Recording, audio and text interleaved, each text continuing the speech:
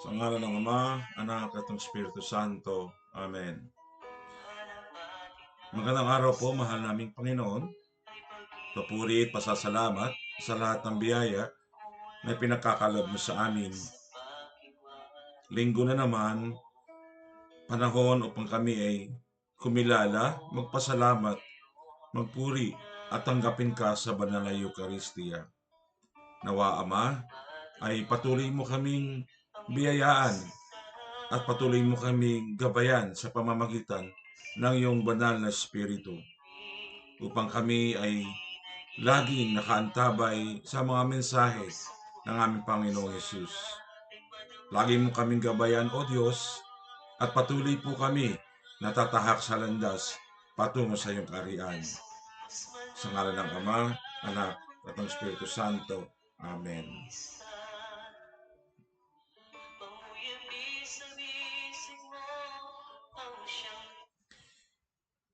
Magandang umaga sa inyong lahat. Ang ating ebanghelyo sa linggong ito mula sa Aklat ni Mateo, Kapitulo 28, versikulo 16 hanggang 20. Mga minamahal kong mga kaibigan, ang ebanghelyo po natin ay patungkol sa pagpapahayo ng ating Panginoong Hesus sa kanyang mga alagad. At sinabi niya rito na kung saan binibigyan niya ng pag-aatas ang mga apostol na sila ay humayo at ipahayag ang banal na salita ng Diyos, ang mabuting balita, at basbasan sila sa ngalan ng Ama, ng Anak, at ng Espiritu Santo. Hindi po ganun kadali ang ipinapagawa ng ating Panginoong Yesus. Subalit, alam ng mga apostol sa mga panahong iyon, ang Diyos ay nasa kanila at hindi sila iiwanan. Bagamat sila ay pinahahayo, alam nila na ang banal na Espiritu na kanilang sinasampalatayanan ang siyang gagabay sa kanila hanggang sa mahabang panahon, hanggang sa sila ay magkaroon na ng pagkakataon na bumalik sa kaharian ng Diyos. Mga minamahal, ano yung sinasabihin natin na kaugnayan nito sa ating lahat? Tayo bilang mananampalataya, tayo bilang mga nabinyagan sa pananampalatayang Katoliko, ang bautismo natin sa pagiging Kristiyano at pagiging mga ampon na anak ng ating Panginoong ah, ng ating Ama sa pamamagitan ng ating Panginoong Yesus. Ano po, tayong lahat ay mayroong pagkakataon na ipinahahayag ng Diyos na tayo ay hinahamon din at tinatawag na ipahayag ang salita ng Diyos sa bawat isa, sa lahat ng taong ating nakakasalamuha araw-araw.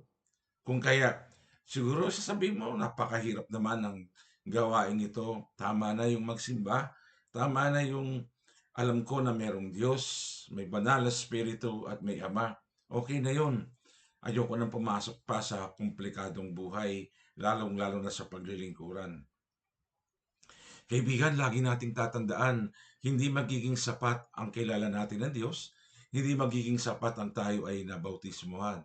Sa halip, ito ay magkakaroon ng payak na kaganapan lamang kung tayo ay tunay na nagbabahagi ng salita ng Diyos sa ating kapwa, sa ating mga minamahal sa buhay, lalong-lalo na yung mga bagay na napakahirap gawin, pipilitin natin at kakayanan nating pagdaanan alang-alang sa pagmamahal at pag-ibig natin sa Diyos. Tandaan po natin, hindi tayo iiwanan ng ating Panginoon at sapagkat yan ay laging nasa sa atin, dala ng pagkilos at pagtatangi ng banal na Espiritu Santo sa bawat isa sa atin. Huwag po tayong mag-aatubili. Siguro normal na tayo ay kabahan, normal na tayo ay para bang minsan matatakot o nagdududa, pero lagi natin ilagay sa ating isipan ang banal na Espiritu ang siyang kikilos at magbibigay ng liwanag sa bawat isa upang magawa at may sakatuparan ang mga ninanais ng Diyos sa ating lahat. Huwag po natin kalilimutan, ang buhay natin ay hindi lamang para sa sarili lamang natin. Ang buhay na ibinigay ng Diyos sa atin, hindi lamang upang palaguin ang ating sarili. Sa halip, mas lalong lalago ito kung natututo tayong magbigay, magbahagi ng ating sarili sa iba, magpaunawa sa iba na ang tunay na pag-ibig ay nanggagaling lamang sa ating Panginoon. Alam niyo po, siguro sa sinasabi nga natin, ayaw natin maging komplikado ang buhay. Maaring tanungin ko lamang po tayong lahat, kailan ba naging hindi masalimuot ang buhay? Kahit si Kristo, kahit ang Panginoon, ay hindi naging madali ang kanyang buhay dito sa mundo. Hindi naging madali ang kanyang pagbabahagi ng salita ng Diyos dito sa mundo. Dumaan siya sa maraming sigalot, dumaan siya sa maraming pagdududa, dumaan siya sa maraming pagtutuligsa hanggang sa inabot niya ang pagpapasa ng krus, pagkapako sa krus at kamatayan. At ito ay binigyan ng pagtatangi ng Panginoon, ng Diyos Ama, nang siya ay muling mabuhay. Kaya tayo bilang mga mananampalataya, wag na po natin isipin na madali ang maging Kristiyano. Madali ang maging Katoliko. Hindi po, sapagkat tayo rin ay magdaraan sa mga tinatawag nating mga conflicts, mga chismis, yung mga paninirang puri, mga pagtuligsa, yung mga bagay na pagsalungat sa ating pagkilos, sa ating paggawa. Hindi nyo ba napapansin, mas lalo kang naglilingkod, mas lalong maraming ah, hinihila ka pababa, mas lalong maraming mga tao na pinupulaan ka at sinusukat ang iyong kakayahan, ang iyong pagkatao at ang iyong relasyon sa iyong pamilya. Pagka ganito, mga minamahal ko mga kapatid o mga kaibigan, patuloy lang tayong lumaban sa hamon ng buhay. Huwag nating susukuan. Huwag tayong magbabago. Huwag tayong bibitiw, mga minamahal ko mga kapatid, sapagkat ang tunay na Kristiyano, ang tunay na nagmamahal sa Panginoon, ay tuloy-tuloy lang ang laban. Ano man ang sabihin ng iba, ano man ang pangungutya, ano man ang paninira ng iba, kasi mas gusto nila sila yung sisikat, mas gusto nila na sila yung makikilala.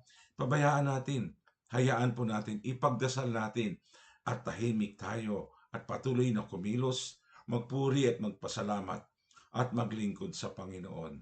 Tandaan po natin, kahit saan tayo makarating, kasama natin ang Banal na Espiritu Santo. Amen? Bago po ako magtapos, kung meron po tayo kahit papaano natutunan at napadaan kayo sa YouTube channel na ito, kung nais niyo po at meron kayong natutunan kahit papaano, mangyari po lamang na i-like po ang video na ito at mag-subscribe upang magkaroon din tayo ng notification kung sakasakali, upang alam ninyo na mayroong mga susunod pang mga video na darating.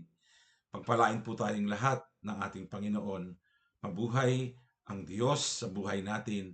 Mabuhay ang Panginoong Yesus at maging buhay na buhay ang Ama, Anak at Espiritu Santo sa atin upang patuloy tayong kumilos bilang mga alagad ng ating Panginoon. Pagpalain tayo sa ngalan ng Ama, Anak at ang Espiritu Santo. Amen.